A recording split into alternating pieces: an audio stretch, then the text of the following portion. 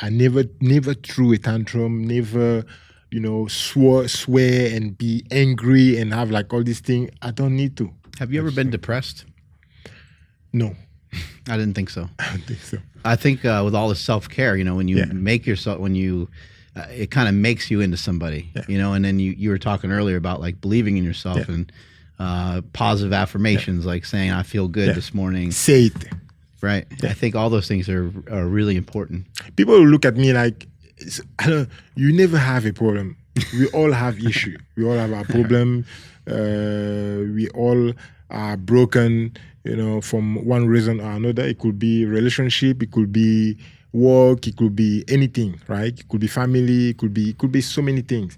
But again, I say the way I face all of this, my approach to it is just what has helped me. My approach to it.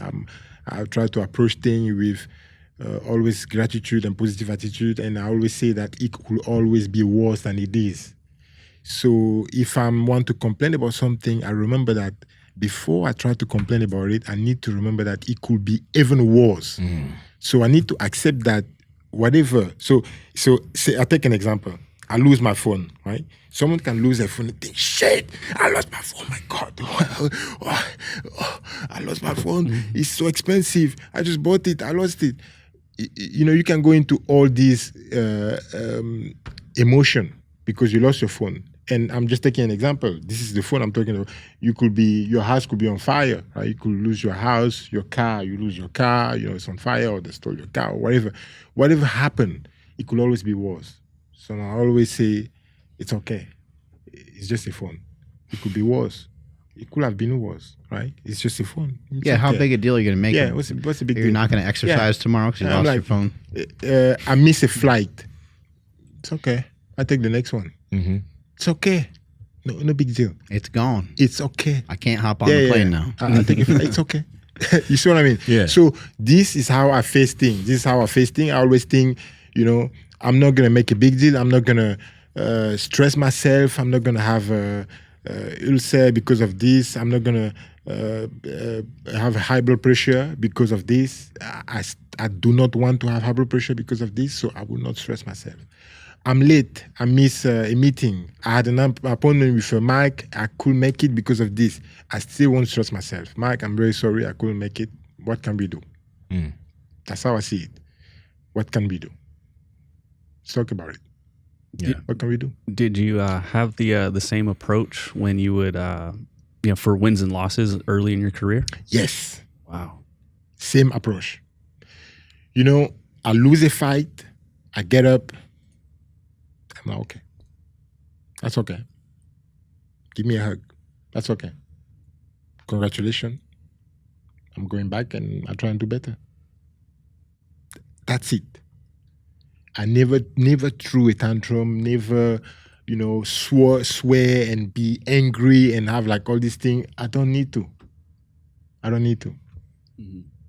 And I remember I was invited to be with Mike Tyson a few years back. We were training in Thailand together. His team contacted me and they brought me over to Thailand and we were together and I had the chance to speak to him and we talked a bit about how things went with him in his life and how he was always into, fighting and angry, and he has like a lot of anger and he was like beating people up because they were always pushing him to the edge and he couldn't help it. Mm-hmm. And I was trying to tell him that, the same thing the same happened to me. Of course, different level, right? His level was like over there, and for me, at my tiny little level over here, how do I cope with it? And I'm trying just to compare how to cope with it because we're all coping with things. It could be at this level, it's there, but at your level, you also have to cope with the same thing, even though it's not the same level, right? And my approach is just different. I just refuse to engage to negative things. I just refuse for it to affect me the way it could affect a person, where you're gonna react like that and hit someone and then end up at a police station or end up in jail or end up in here, there, and so on, and create like so much thing. I think I'm just above that. I just choose to to think before I act. I choose to do that. I choose to think before I act. So anger doesn't fuel you. No. Yeah. So I choose to think before I act. Power Project family, this episode is brought to you by Vivo Barefoot Shoes. Now, we've been wearing Vivos for over a year now, and we've been loving these shoes because unlike your normal lifting shoes, Converse, etc., they have a wide toe box because we have some wide fat feet. But for everybody, you need to be able to spread your feet within your shoes, and then you want them compacted. So they have a wide toe box. They're also thin, and they're also extremely flexible. Unlike most shoes that people wear, they don't move, okay? You're putting your foot into a cast, which isn't good for the strength of your feet. And as athletes and lifters, our force is generated from the ground. So we need shoes that we can express our strength through, and that's why we love Vivo. They also look fucking amazing. They don't look like shit, Andrew. No, they don't. Not at all. These are my absolute favorite shoes. And, we could talk and brag about them, but you really just got to get your awesome feet into these amazing shoes. You guys got to head over to vivobarefoot.com/powerproject. When you guys go there, you'll see a backstory on why we love these shoes so much. But when you're ready to purchase, make sure you guys use promo code PowerProject20 to save 20% off. Links to them down in the description, as well as the podcast show notes. How about something extremely positive? What's your reaction to a win, something really good happening to you? No, I'm very happy, but also it's always under control. Yeah, I'm very happy, and I show my happiness. Look, even when I lose a fight, I'm still happy that I came there and that I joined the event. I'm still happy, so I'm always happy anyway. So at work, when I'm at work, I always tell my staff, I always tell them, you see me, when I enter this place, I'm always happy. It's always, hey man, hey Mark, hey Andrew, hey guys, what's up? What's good? But you guys don't know that before the lift opened and I came in here, I had like a huge fight with my girlfriend or whatever. I'm stressed because I have this issue, this issue. But as soon as the lift opened, I put everything aside and my attitude it's just different. Hi Mike, how are you, man? Good to see you. Andrew, man, let's do this. What's up, guys? Okay, let's do this. You see, so I don't bring that negativity with me and share it with people. I don't do that. I decided to stop it. When I take the lift, I remind myself and I say, okay, throw it, put it away, and then, walk in there and be good. It's gonna be okay. It's one of these things, it could always be worse, but it's not. So go out there and have a good training, and you're gonna feel better after. It could be worse and it could be better, right? So if you want to fight and you got hit a lot, you could say, shit, like I was lucky to win that one, but maybe I should go back and watch the tape. Exactly. So it's always a matter of how you see it. How do you see it?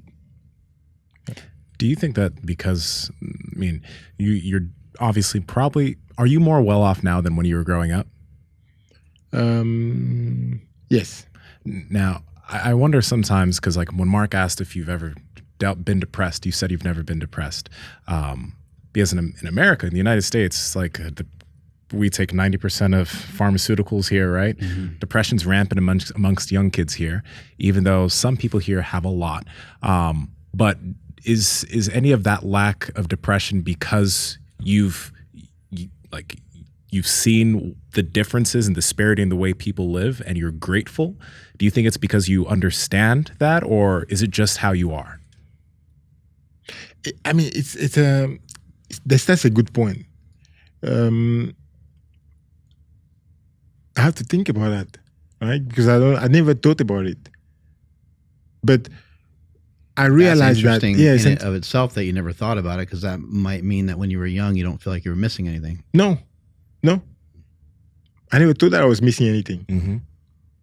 And when we were eating maybe one meal, because at one point we had everything. Yeah. Then my parents went through, they lost everything, right? And when they lost everything, we had to cut down on our way of life. We have to cut down on our living standard. We have to move. We have to do things differently, right? So if you had a driver or helper, we have to cut that down. When we cut, we adjusted. We, the kids, adjusted just fine. Mm-hmm. I think my parents had a way of making sure that we adjust, and we did and we were fine with it. So from living in a big mansion to living in a small houses where we have to share the same room with my brother, we were fine. When I had to share the same room with my brother, I was like happy to be with him. Yeah. I was like, I'm happy to be with you. So I wasn't like, oh my God, I'm gonna be with him. How can I be with him? No, I was like, I'm so happy to be with him. Actually, I prefer that I'm with you. So it was just different. Mm-hmm. And if you had to watch just on one screen, one TV, we were happy to be together and watching one TV. But before we had like each room, each one TV, and when we had to bring that down, we were just happy to be together. So you see what I mean? Yeah. So it's different. The approach is different. Mm-hmm. We're just happy to be together. Peeps, we love bringing you all this fitness information, and we also want to help bring that information to more people. So if you could help us out, hit that red subscribe button and then hit the notification bell, and we'll continue to bring you the heat. And I won't whisper in your ear. Talk to you guys later.